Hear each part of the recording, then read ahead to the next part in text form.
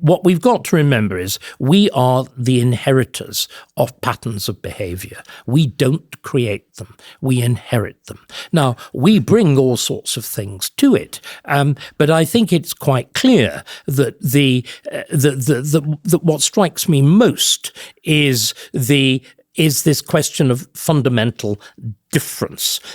You see it, particularly when you try to do the process in reverse. The catastrophes that we've seen, particularly since 1989, when with the fall of the Soviet Union, we had, as it were, the transcendent moment of the American empire, the absolute hegemony of a single power, and it's associated, of course, with liberal interventionism on the one hand and neoconservatism on the other. So all of these wars, these kind of Rousseauian wars to make people free, the idea that, you could invade Libya or you could invade Iraq or you could invade Afghanistan and you'd be greeted as a liberator, that, this extraordinary notion that we invaded Iraq and it was perfectly clear everybody really wanted to live in Wisconsin and they were desperate. Well, they are quite desperate to wear Levi jeans, but not much else. And all they wanted was hamburgers and freedom. And the odd dose of pot. And suddenly, to confront the reality that different societies want different things, and the idea that you can spread Westernism at the point of a gun.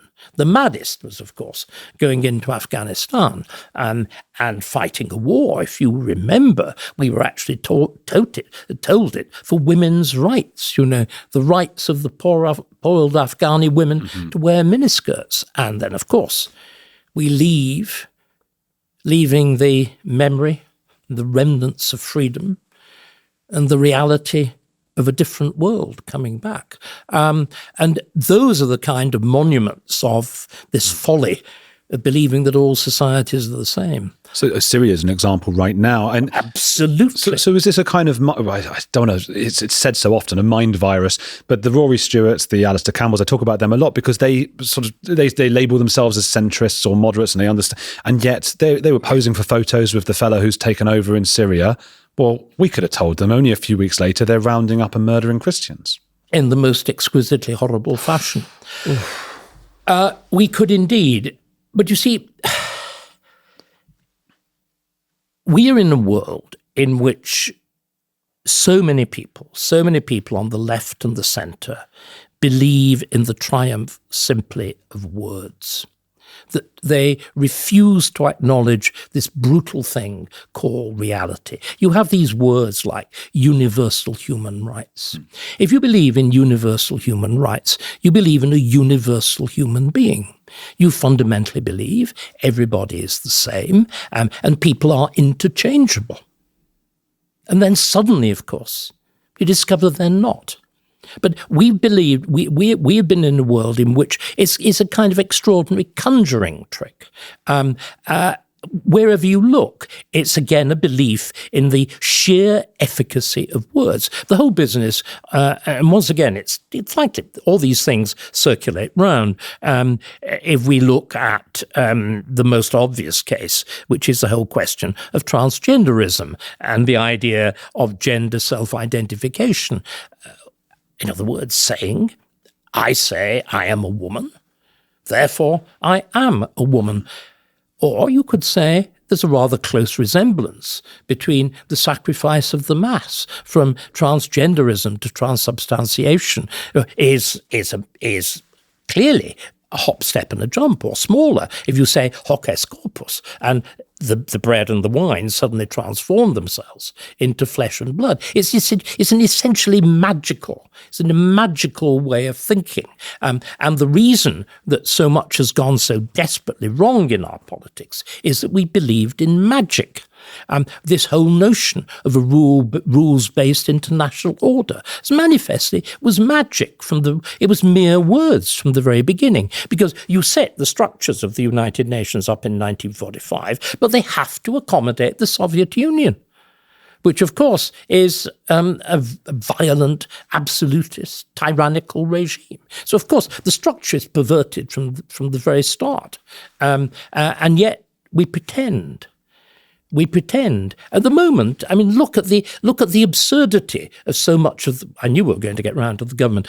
look at so much of the absurdity of our current policy. The government says our principal aim is growth, and what does it do to bring about growth? Well, 3 things. It decides it will impose a direct tax on employment.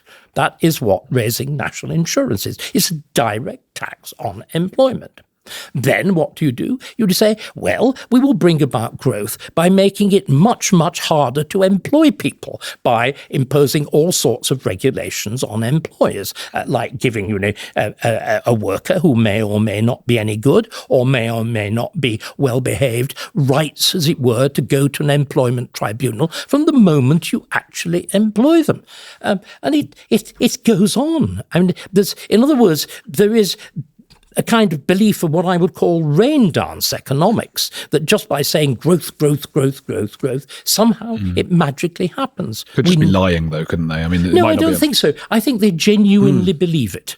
And I think it's what we're seeing, actually, with this government, of course, is increasing clashes between the world of magical thinking and the brutality of actually being in power. And you can see the whole structure of the leftist world starting to break apart. I mean, the most interesting is actually is the Ukraine. I mean, have you not noticed suddenly people who would once upon a time, until very, very recently, have said, oh, war is the most terrible thing you can think of. The Paul Masons of this world, for example, have suddenly discovered an inner warrior instinct.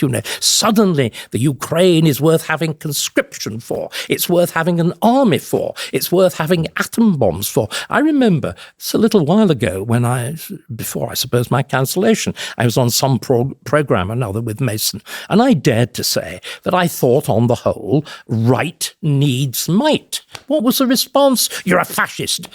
And he started quoting some obscure sub-Nietzschean Nazi thinker of the 1930s at me. Now they're all clamouring for war. The Rory Stewarts, they are, of course, the Alastair Campbells. Now, isn't it interesting?